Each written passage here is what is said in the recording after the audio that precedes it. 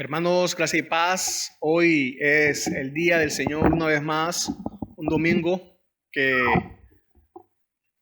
en el que se nos permite reunirnos, gracias a Él, por supuesto, en familias, por este medio, para adorar juntos a nuestro Dios. Vamos a aprovechar este tiempo que tenemos en Él para cantar juntos, para orar juntos, para escuchar su palabra juntos también. Así que qué bueno que podemos hacerlo. Bueno, hoy estamos, como dijo una vez más, reunidos el pueblo del Señor en el día del Señor para adorar a su Señor.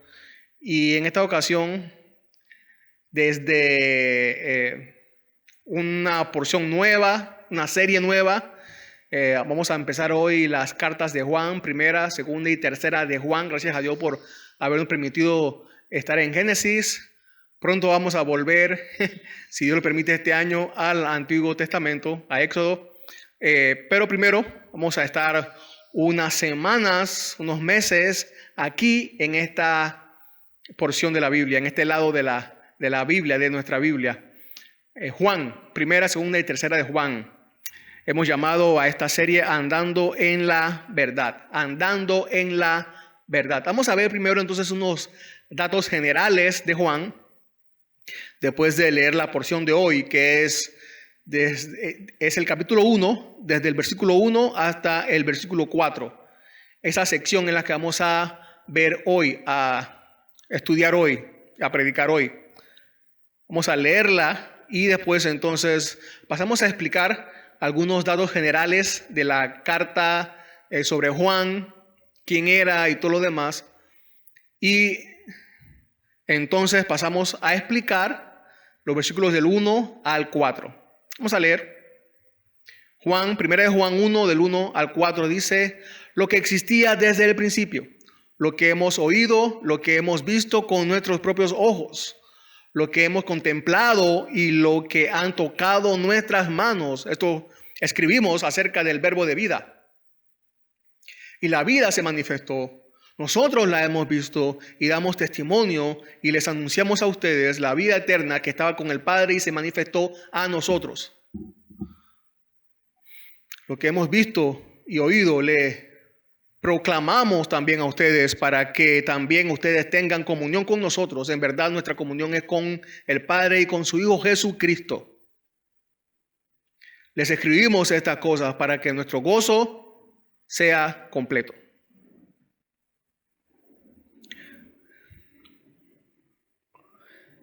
Algunos datos generales, como decía, sobre Juan y sobre la carta, rápidamente, seguro que ustedes lo saben, vamos a repasar solamente.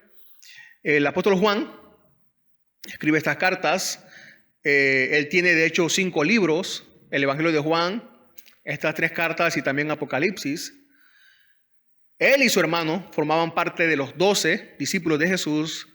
Por ejemplo, en Marcos 1:19, Marcos 1:19, ahí se habla de su llamamiento, de cómo Jesús los encontró y cómo los llamó. Dice: yendo un poco más adelante, Jesús vio a Jacobo, el hijo de Zebedeo, y a su hermano Juan, los cuales estaban también en la barca remendando las redes. Ahí en ese momento fue cuando Jesús llamó a Juan. En la lista de los 12, inclusive, siempre se menciona a Juan entre los 4 primeros. Además, estaba entre los 3 del grupo más íntimo de Jesús, que lo acompañaban en ocasiones especiales también. Vemos a Juan y Jacobo, llamados también hijos del trueno. A los 2, a estos hermanos, a Juan se le llamó hijo del trueno. Y seguro era por su carácter explosivo. Recuerden que él fue uno de los que propuso a Jesús que enviara fuego del cielo a unas personas que no quisieron escucharlo. Juan ahí aparece reclinado en el pecho de Jesús en la última cena, ¿se acuerdan? Cuando Pedro le dijo que le preguntara al maestro que quién era el traidor. Juan oyó las palabras también de Jesús ahí en la cruz, cuando Jesús le encargó el cuidado de María, su madre. Enseguida Juan la recibió en su casa, ahí en Juan 19, 26. Ahora, en el libro de los Hechos, el apóstol Juan aparece 4 veces, varias veces allí, junto a Pedro. Por ejemplo, cuando Pedro sanó a un hombre, fueron arrestados, encarcelados y luego liberados. Eran hombres, dice el libro de Hechos, que eran hombres sin letra y del vulgo, pero que respondieron a sus perseguidores o acusadores con valentía. No podemos dejar de decir lo que hemos visto y oído. Ahí en Hechos 4:20. También más adelante Juan y Pedro fueron enviados a Samaria para confirmar el evangelio a los samaritanos. Eso está en Hechos 8:14. Pablo también menciona a Juan, aunque lo hace una sola vez, allá en Gálatas 2:9. Jacobo, Cefas y Juan, que eran considerados como columnas de la iglesia, coincidieron en que Pablo y Bernabé fueran a los gentiles mientras ellos trabajaban entre los judíos. También Juan escribió el libro de Apocalipsis, como dije hace un momento. Un versículo allí sobre esto, en Apocalipsis 1:9, dice: yo, Juan, hermano de ustedes y compañero en la tribulación, en el reino y la perseverancia en Jesús, me encontraba en la isla llamada Patmos por causa de la palabra de Dios y del testimonio de Jesús. Allá fue a parar el apóstol Juan. Se cree que fue allá porque dice en la tribulación del reino, compañero en la tribulación en el reino y en la perseverancia de Jesús. Por eso se cree que estaba allá preso por el evangelio. Se cree que fue liberado de allí. Él no murió, no se cree que haya muerto allá en la cárcel, sino que fue a Éfeso. Ella se quedó trabajando, predicando y enseñando en esa región allá en Éfeso. Y allá fue donde murió. Él fue el único, aunque sufrió, como ya él mismo dijo, sufrió mucho por el evangelio. Él fue el único de los apóstoles que murió de muerte natural, de anciano murió. A Juan también debemos recordar que en el evangelio él se le conoce como el discípulo amado, y por sus cartas se conoce como el apóstol del amor, como vamos a ver más adelante, porque él habla mucho sobre amarse los unos a los otros. Así que sin duda Juan aprendió mucho y creció mucho. Jesús amó a Juan y él aprendió a amar entonces al pueblo de Dios. Gracias a Dios entonces por eso, porque tenemos ahora sus cartas, ¿no?, inspiradas por el Espíritu Santo, que nos ayudan a seguir creciendo entonces y amando al pueblo de Dios. En las cartas de Juan hace, ya para entrar específicamente a lo que él escribe, Juan hace varios contrastes en sus cartas, a lo largo de todas sus cartas, como por ejemplo luz y tinieblas, o Dios y Satanás, o verdad y error. Si contamos, por ejemplo, las palabras verdad, verdadero y verdaderamente juntas, la cuenta será de 29 entre las 3 cartas de Juan. 29 veces. Y como ya hemos visto, como ya hemos leído, las primeras palabras de Juan son para dejar bien claro que lo que él escribió, o lo que va a escribir, no es un cuento inventado. Es una verdad que él vivió. Juan entonces está interesado en que sus lectores estén claros sobre qué es verdad y qué no es verdad. Por ejemplo, ¿cuál es la verdad? Él más adelante va a decir en la primera carta: si decimos que tenemos comunión con Él, debemos andar en la luz porque Dios es luz. Si andas en tinieblas, no tienes comunión con Dios. Esa es la verdad. ¿Cuál sería el error? Pensar que si andas en tinieblas, aún así eres hijo de Dios. Eso no es verdad.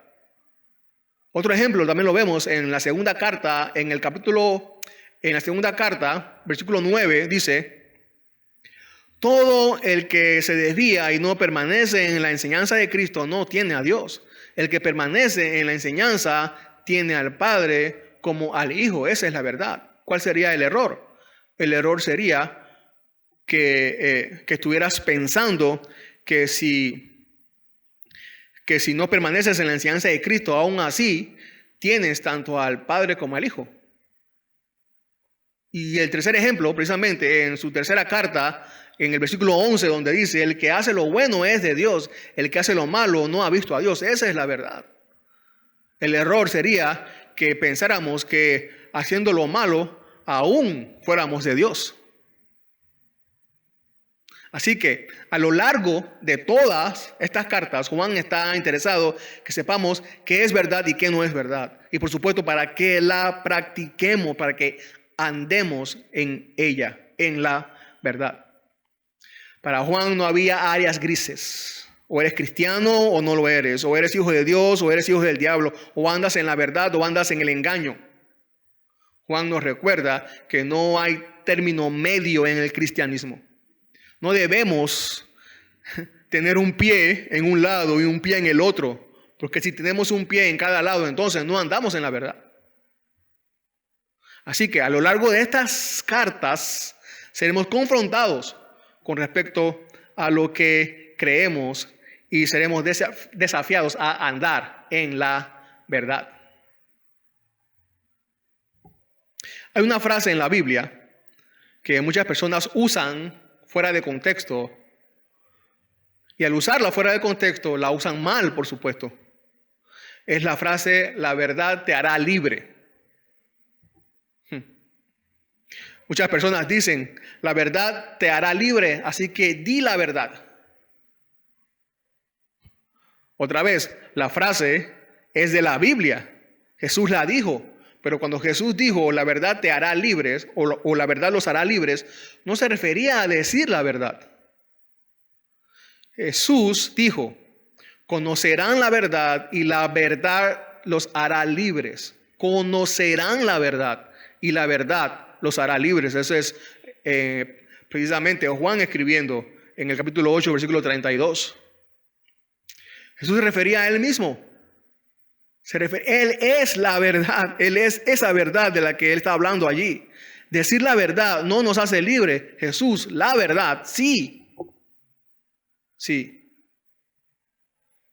Es Él quien nos puede hacer libres. Cuando conocemos la verdad, o sea, a Jesús, andamos en la verdad.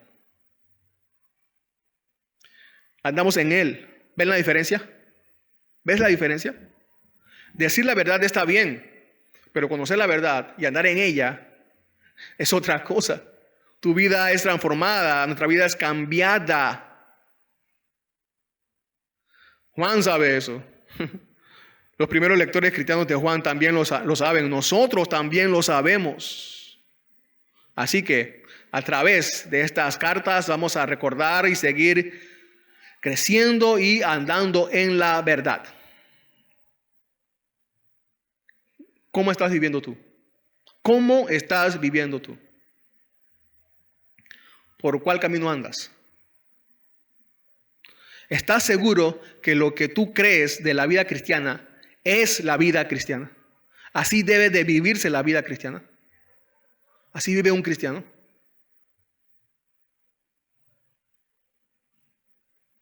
Así que, ahora sí, el título de hoy es el propósito de la verdad.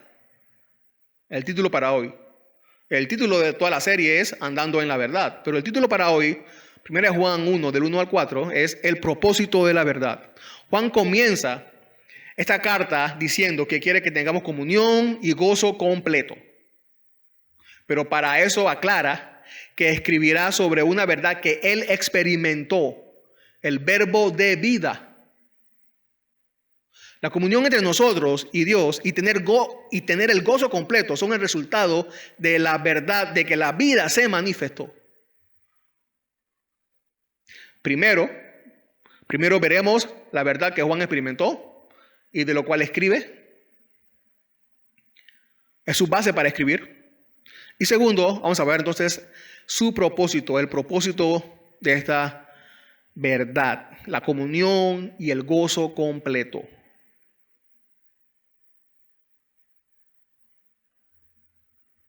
Así que primero vamos a ver la verdad de la vida. La verdad de la vida. La verdad de la vida. O sea, Cristo Jesús. En los primeros 2 versículos no aparece la palabra verdad, pero podemos deducir que lo que Juan está queriendo decir otra vez es que no es un cuento lo que él está escribiendo. Es una verdad que él vivió y que comprobó. En el versículo 1 otra vez dice: lo que existía desde el principio, lo que hemos oído, lo que hemos visto con nuestros propios ojos, lo que hemos contemplado y lo que han tocado nuestras manos, esto escribimos acerca del verbo de vida. Así que otra vez el apóstol Juan lo que hace es dejar firmemente y bien claro lo que escribe o de quién escribe y qué tan cierto es. Lo que existía desde el principio. Algunos creen que aquí el apóstol Juan se está refiriendo al principio de la creación. Otros dicen que no es así, que se está refiriendo al principio del ministerio de Jesús. Algunos creemos que las dos interpretaciones se pueden complementar. Así, Juan quiere escribir de aquello que era desde el principio, en la eternidad, y lo que él conoció desde el principio de su ministerio, o sea, Jesús. Aquello que existía era Jesucristo, como ya sabemos. Así comienza Juan su evangelio, ¿se acuerdan? Así mismo en el capítulo 1, versículo 1, en el principio ya existía el verbo, y el verbo estaba con Dios. Juan nos está diciendo que Jesús existía antes del principio de la creación. Juan se refiere a la naturaleza. Entonces podemos entender esto aquí, que Juan hace referencia a la naturaleza divina de Jesús, a su naturaleza sin comienzo ni final. Es el mejor inicio para empezar a hablar de Jesús, ¿no es así? Su eternidad. Muchas personas tratan de evadir o negar esta verdad, la eternidad de Jesús, pero los cristianos no. Más adelante vamos a retomar este tema. Así que Juan sigue diciendo: hemos oído, visto y tocado. El apóstol Juan habla en plural, porque él está poniendo sus escritos y su mensaje a la par del mensaje de los demás apóstoles. Otra vez, Juan, cuando dice hemos oído, visto y tocado, quiere dar a entender que no es una película la que él vio. No fue un cuento que aprendió de su mamá ni de nadie. Él lo vio, él lo experimentó de primera mano, en vivo y a todo color, como decimos. No fue un cuento. Juan fue testigo exhaustivo, un testigo verdadero de la verdad. Estos 3 sentidos, vista, oído y tacto, son mucho más que suficientes para comprobar que algo es cierto. Cuando Juan dice que era algo que él había oído, no se refería a que era algo que le habían contado a él, y por eso es que había escuchado. No, sino de algo que él había escuchado con sus propios oídos. Además, visto y tocado. Hay muchos que tratan, como ustedes ya saben, de negar la existencia de Cristo y burlarse de Cristo. Se burlan diciendo que Jesús nunca existió, por ejemplo. Algunas de las evidencias, precisamente, de que Jesús existió, la tenemos nosotros en la Biblia. Juan es un testigo, como ya había dicho. Pero algunas personas creen, o más bien no le dan credibilidad a la Biblia. Es por eso que también muchas personas prefieren comprobar la existencia de Jesús con otros escritos fuera de la Biblia, extra bíblicos. Así que hay varios. Solamente voy a dar un ejemplo. Ustedes pueden buscar otros más si quieren. Un escritor llamado Tácito, en el año 116 después de Cristo, dice: el historiador romano menciona a Cristo en sus anales escritos en el año 116, o sea, Tácito, después de Cristo, al hablar sobre Nerón y el incendio de Roma en el año 64. Informa de la sospecha que existía de que el propio emperador había ordenado el fuego, y recoge cómo, para callar el rumor, Nerón creó chivos expiatorios expiatorios y sometió a las torturas más refinadas a aquellos a los que el vulgo llamaba cristianos, un grupo odiado por sus abominables crímenes. Su nombre proviene de Cristo, quien bajo el reinado de Tiberio fue ejecutado por el procurador Poncio Pilato. Allí hay un escrito fuera de la Biblia que habla acerca, que corrobora que Cristo existió. Un profesor llamado Edwin Yamauchi, profesor de historia en la Universidad de Miami, dice así: tenemos más y mejor documentación histórica para Jesús que para cualquier otro fundador de religiones. En la historia, otra vez, del cristianismo, siempre ha habido grupos religiosos que han atacado a Cristo y a su naturaleza también. Unos piensan que Cristo es Dios, pero un Dios menor que el Padre Dios, y que el Padre Dios creó a Jesús. Otros, que Jesús no es Dios. Otro ataque con respecto a la naturaleza de Jesús es la creencia que Juan refuta en esta carta, llamada docetismo. Docetismo. Aunque Juan no identifica la herejía con ese nombre específico, más adelante en el tiempo se le identifica así: docetismo. ¿Qué es eso? La palabra docetismo quiere decir parecer o aparentar. Parecer o apariencia. Esta creencia enseña que la carne es mala, por ejemplo. Una de las cosas que enseña ahí que el espíritu es bueno. La carne está condenada, pero el espíritu se salva. Por eso nada de lo que tú hagas con tu cuerpo puede afectar la salvación, tu salvación, o la salvación de tu espíritu. Y por eso, y por esa separación que hacen de la carne y el espíritu, entonces dicen que Jesús no podía poseer un cuerpo real, sino que aparentaba tener un cuerpo. Hubo un hombre llamado Cerinto, contemporáneo con Juan, con el apóstol Juan, y Cerinto creía esto. Cerinto negaba la divinidad de Jesús y creía que Jesús aparentaba tener un cuerpo físico. Se dice que Juan sabía muy bien quién era Cerinto y qué enseñaba Cerinto. Hay un documento que dice que en prueba de la aversión que el apóstol sentía hacia este hereje, se narra Policarpo. Policarpo fue discípulo de Juan, del apóstol Juan. Y Policarpo en su documento dice que el apóstol Juan se encontró con Cerinto en uno de los baños públicos en Éfeso. Saliendo inmediatamente de allí, el apóstol Juan dijo: salgamos, no sea que se hunda el edificio, pues Cerinto, el enemigo de la verdad, está adentro. Juan era bien intolerante con respecto a los falsos maestros. Intolerante con respecto a los falsos maestros. En las próximas semanas vamos a estudiar más sobre este tema, porque más adelante ustedes recordarán que Juan va a decir que los que niegan que Jesús ha venido en carne son el anticristo. Así que vamos a hablar más acerca del docetismo en las próximas semanas. Así que es por eso principalmente que Juan empieza así esta carta, hablando de que le había visto, oído y tocado.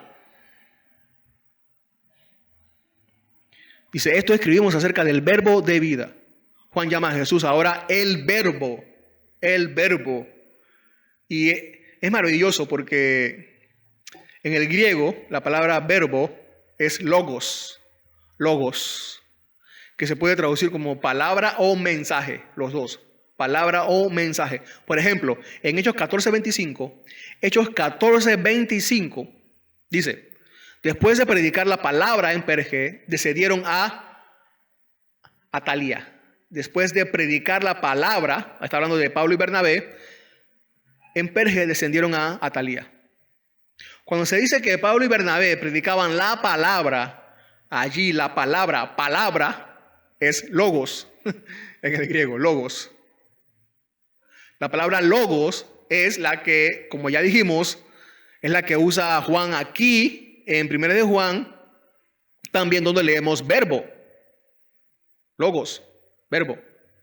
Y cuando se dice que ellos predicaban la palabra, ¿a qué se refiere? ¿A qué predicaban? El mensaje del evangelio, el mensaje de Dios. Puede decir así: después de predicar el logos, así Hechos 14:25, después de predicar el logos, o sea, la palabra, o sea, el mensaje del evangelio.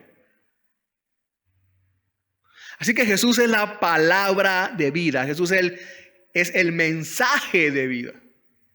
Cuando predicamos, cuando decimos que predicamos la palabra, estamos predicando a Cristo. Cuando decimos que predicamos el mensaje del evangelio, estamos predicando a Cristo.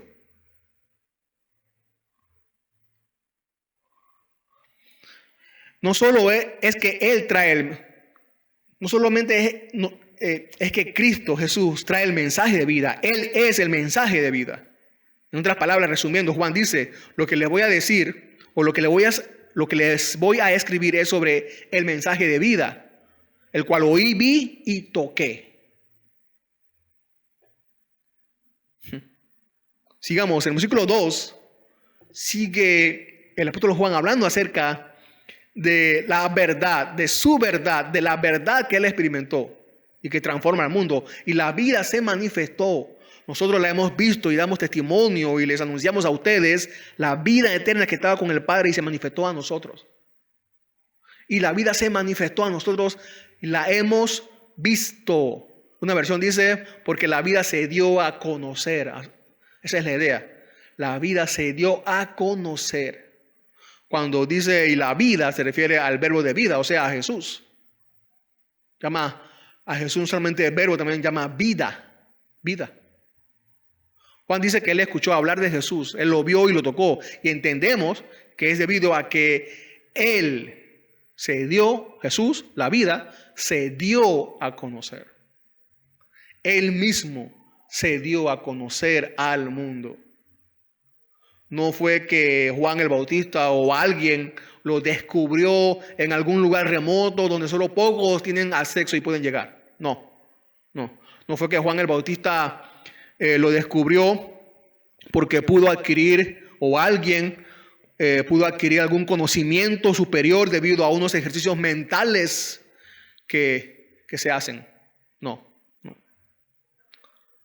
La razón es que la vida, Jesús, se dio a conocer.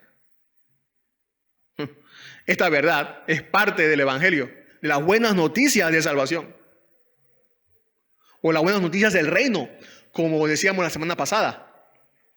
Es una buena noticia que Jesús, la vida, se haya manifestado, se haya dado a conocer. Porque si Él no se manifiesta, si Él no se da a conocer, nosotros, nadie, nunca tendría la vida eterna. Hay dos palabras para vida en la Biblia. La palabra bios, biología, ahí viene la palabra biología, que es estudio de la vida, y la palabra zoe, que es la palabra que usa el apóstol Juan aquí, en este versículo donde dice vida, en el griego, zoe. Hay dos palabras para vida, porque hay dos clases de vida. La palabra bios, para vida, ustedes saben, se refiere a la existencia como la conocemos nosotros en este mundo. Vida temporal, humana. Y la vida zoe, que se refiere a una nueva vida. A la vida eterna. Es la vida de Jesucristo. Es la vida que tiene Jesucristo. Que es Jesucristo. Eso es. Este mundo tiene vida, nadie puede negar eso. Los árboles, las plantas, los animales, el poder del sol, el poder de la luna, la luz de las estrellas y nosotros los seres humanos. Toda esta vida y movimiento solo es posible porque la vida creó la vida. Allá en el principio, ¿se acuerdan? Génesis 1:1. La vida, Jesús, es la que dio la vida temporal. Y esa misma vida, Jesús, es la que da la vida eterna. La semana pasada hablamos del Cristo Rey prometido para restaurar el reino eterno de Dios. Pero ahora también sabemos que ese Rey es la vida misma. Cristo es la vida, la verdadera vida. Y Juan puede decir esto porque él dice, yo estaba allí, yo vi, yo escuché, yo toqué. Estaba allí cuando Jesús dijo, yo soy la vida. Juan estaba allí cuando Jesús, la vida, le devolvió vida a los muertos. ¿Quién puede devolver la vida a alguien muerto sino Jesús, la vida misma? Y Juan continúa diciendo que estaba con el Padre. Otra vez, Juan está hablando de que él vio aquí en este mundo y que es eterno a la vez. Juan también nos recuerda las dos naturalezas de Cristo, divina y humana. La divina y humana. Alguien dijo así: si pones una manzana y una naranja en una licuadora y las mezclas, no puedes decir que el resultado final sigue siendo totalmente manzana y completamente naranja. Es una sustancia nueva, una combinación de las dos. La naturaleza divina y humana de Jesús existían juntas en este mundo de tal manera que estaban unidas a una persona, pero sin mezcla. Cada una conserva todas sus cualidades sin interferir con la otra, con excepción de pecar. Jesús se cansó y necesitaba sentarse. Él tuvo sed, necesitaba dormir, pero también podía sanar a la gente, expulsar demonios, perdonar pecados y ordenar a la naturaleza que cumpla sus órdenes.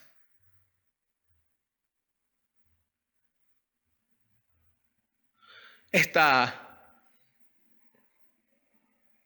verdad acerca de las dos naturalezas de Jesús se formalizó, la iglesia la formalizó en el año 451.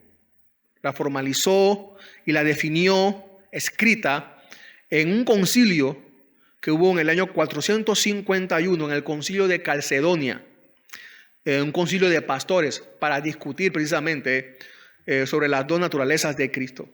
La iglesia refinó su definición para dejar más claro que las naturalezas de Jesús seguían siendo distintas, pero aún así unidas en una persona. Así es como el concilio definió las dos naturalezas de Jesús. Voy a leer solamente un pedazo. Dice: nosotros, entonces, siguiendo a los santos padres, todos de común consentimiento, enseñamos a los hombres a confesar uno y el mismo Hijo, nuestro Señor Jesucristo, el mismo perfecto en deidad y también perfecto en humanidad, verdadero Dios y verdadero hombre, de cuerpo y alma racional, consustancial con el Padre de acuerdo a la deidad y consustancial con nosotros de acuerdo a la humanidad, en todas las cosas como nosotros, sin pecado. Hijo, Señor, unigénito, para ser reconocido en dos naturalezas inconfundibles, incambiables, indivisibles, inseparables. Por ningún medio de distinción de naturalezas desaparece por la unión. Más bien, es preservada la propiedad de cada naturaleza y concurrentes en una persona y una sustancia, no partida ni dividida en dos personas, sino uno y el mismo Hijo y unigénito Dios. Hermanos, es que recordemos esta verdad. Solo un Cristo Dios y humano al mismo tiempo podía traer salvación y seguridad de vida eterna al ser humano, al hombre. Por eso es que, como el apóstol Juan, nosotros también tenemos que predicar y enseñar esta gloriosa verdad, la divinidad y humanidad de nuestro gran Salvador. Esa es la única manera de que tuviéramos un representante ante Dios para perdonar nuestros pecados, para limpiarnos y perdonar a Dios nuestros pecados. Ahora sí, número 2. Después de haber visto la verdad que el apóstol Juan vivió, experimentó, el mensaje de vida, del verbo de vida. Ahora, el propósito de esa verdad, según el contexto del apóstol Juan, por la cual escribió. En el versículo 3 dice: lo que hemos visto y oído les proclamamos también a ustedes, para que también ustedes tengan comunión. Ese es el primer ¿para qué? comunión con nosotros. En verdad, nuestra comunión es con el Padre y con su Hijo Jesucristo, para que tengamos comunión. Dice Juan que lo que traerá comunión entre él y sus lectores es el mensaje que ellos han visto y oído, el cual escriben y proclaman ellos, o sea, todos los apóstoles. La comunión mutua es el resultado de las verdades que Juan escribe de la vida, o sea, Jesús, el cual ha oído, visto y tocado. Las verdades que escribe. ¿Por qué? ¿Por qué? Juan está pensando en la comunión con sus lectores, con sus primeros lectores y con nosotros también ahora. Muy probablemente porque más tarde les hablará sobre falsos maestros. Juan dice más adelante, ellos son del mundo, nosotros somos de Dios. Así que podemos darnos cuenta que Juan está interesado en que existiera una separación de sus lectores, nosotros, de estos falsos maestros, que no tuvieran comunión, que no tuviéramos comunión con ellos. La comunión la podemos conseguir de varias formas, jugando, comiendo, haciendo obras de caridad juntos, pero sin duda alguna Juan está aquí hablando y pensando en la doctrina como medio para la comunión. La doctrina como medio para la comunión. La verdad es que creían acerca de Jesús y su mensaje de vida. Más adelante veremos a qué doctrinas se refiere específicamente el apóstol Juan, pero debemos resaltar que para Juan era importante la doctrina para mantener la comunión. Para muchos la doctrina no es importante para mantener la comunión, es más, para muchos la doctrina mata la comunión. Bueno, podemos estar seguros que no toda creencia entre personas que se llaman cristianos es la causa de separación para el apóstol Juan. Pero hay doctrinas principales, hay doctrinas que son generales y básicas que debemos creer para estar en comunión. Y aquí en estas cartas, como dije hace un momento, Juan menciona algunas de ellas más adelante. Ya casi a un año hemos estado físicamente más separados que antes. Parte de nuestra comunión, sí, es vernos, hablar cara a cara, saludarnos, abrazarnos, orar juntos, cantar juntos, leer la Biblia juntos y escuchar su mensaje juntos en el mismo lugar. Pero estar juntos físicamente no es el fundamento de nuestra comunión. La misma carta de Juan nos recuerda esa verdad. Juan resalta que a pesar de la distancia, las verdades que él escribiría traería comunión a ellos. Las verdades que él va a escribir va a traer comunión. Gracias a Dios contamos con algunos recursos que en el tiempo de Juan no había para que a pesar de la distancia acortemos nosotros esa distancia. Y precisamente reunirnos a ver esta enseñanza de la palabra de Dios trae comunión, nos trae comunión, fortalece nuestra comunión. La palabra comunión se refiere a que tenemos cosas en común, de allí nuestra unión. Y tenemos comunión entre nosotros porque tenemos comunión con Dios Padre y su Hijo. Hay personas que piensan que pueden tener comunión con Dios sin tener una vida de comunidad con la iglesia. Bueno, estas palabras o esta idea o estas palabras de Juan no apoyan esa idea. Dice, en verdad nuestra comunión es con el Padre y con su Hijo Jesucristo. En verdad. En estos días cuando se anunció, cuando se dio la noticia de la reapertura de algunos lugares, también se mencionó los lugares de culto. Yo vi algunos comentarios con respecto a los lugares de culto que fueron abiertos en las redes sociales, que estaban en contra. Algunos decían que se podía adorar a Dios en la casa, que había mucho virus y que no era necesario ir a un lugar para adorar a Dios, que Dios está en todas partes, ¿no? Y que se podía adorar en la casa. Y yo me preguntaba si estas personas en verdad tienen comunión con Dios.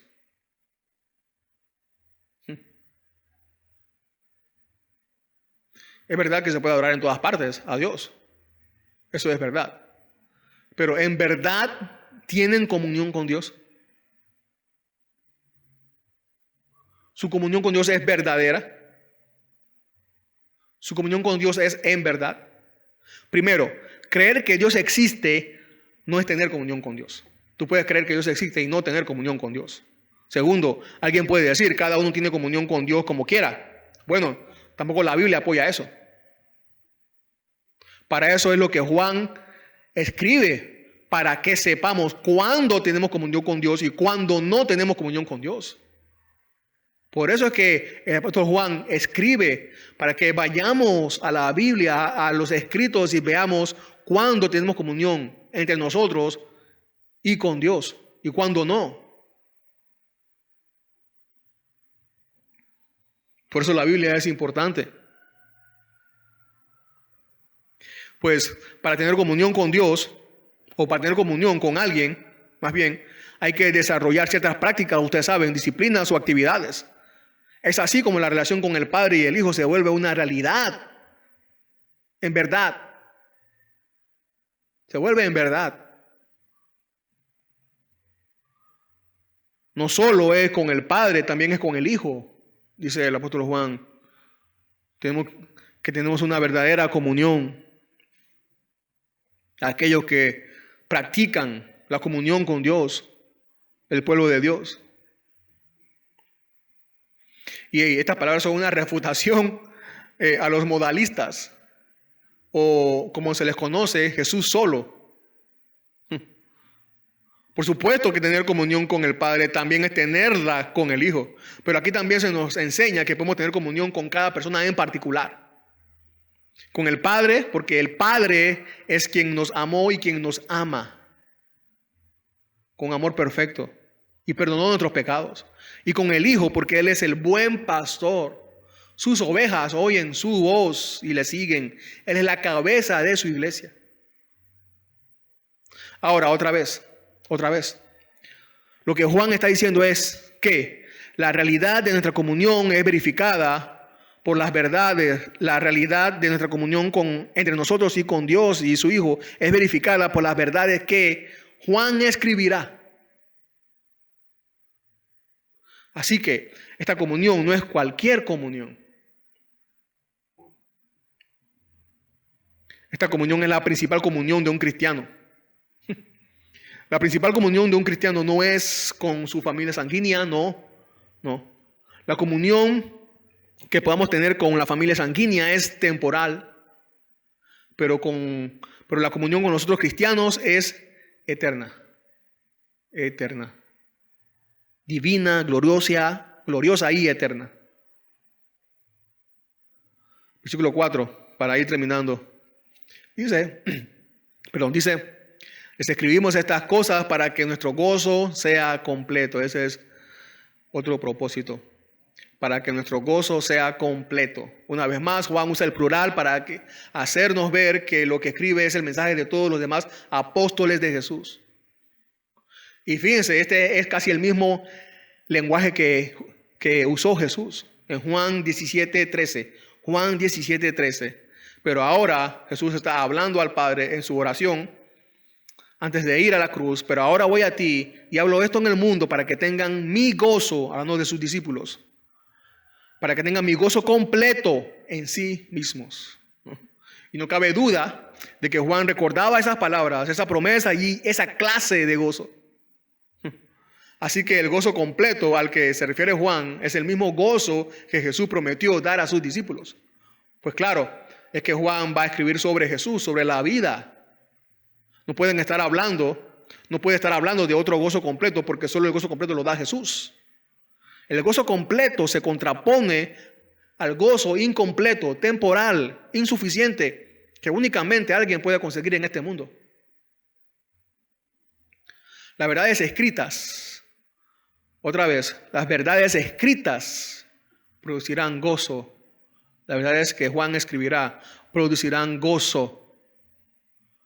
Pero esto no parece impresionarnos. Cualquier buena noticia que alguien lea, hasta la de un periódico, puede traer felicidad. Es verdad. Pero la diferencia está en la calidad de esa felicidad, la calidad de ese gozo. La calidad del gozo y su trascendencia va a depender de cuáles sean esas buenas noticias. ¿Quién no quiere tener un gozo completo? Ahora, ¿qué es el gozo completo? Bueno, no es un estado emocional, no es un estado sentimental. El gozo completo es la vida donde sabes que no necesitas nada más que a Jesús. El gozo completo es esa vida que vives donde sabes que Jesús ya ha satisfecho toda tu verdadera necesidad. Ese es el gozo completo. Sí, también el gozo completo es traído por lo que Juan les escribirá. Lo vuelvo a mencionar. ¿A dónde tenemos que ir si queremos aprender más del gozo completo? A la Biblia. La forma de iniciar a experimentar el gozo completo es yendo a la Biblia. ¿Dónde encontraremos qué es ese gozo completo? ¿Cómo vivirlo? En la Biblia. Salmo 111 dice, Salmo 111 dice, tus testimonios he tomado como herencia para siempre, porque son el gozo de mi corazón. Un versículo entre tantos acerca que habla del gozo que da la palabra de Dios. ¿Te sientes aburrido? Lee la Biblia. Estás en cuarentena, hace un año que no sales de tu casa. Les escribo estas cosas para que tengan gozo completo. Ninguna cuarentena, por más larga que sea, podrá aburrir a un cristiano. Todos sabemos que desde que tenemos uso de razón buscamos ser felices, gozar la vida, como decimos. Hay una canción, no sé si la he escuchado, que dice, una canción que no es cristiana, dice, hay que gozar la vida, que de pronto el tiempo se te va. Disfruta lo que tienes, que cuando te vas no te llevas nada. Una parte de esa canción dice así. Este solo pedazo de la canción nos muestra lo que muchas personas piensan de qué es el gozo. Primero, se goza la vida dependiendo de cómo disfrutas las cosas que tienes. Y segundo, cuando te vas, o sea, cuando te mueras, ya no podrás gozar más. El gozo completo solo es obtenido por la vida que habita la eternidad, la cual lo llena todo, Cristo Jesús.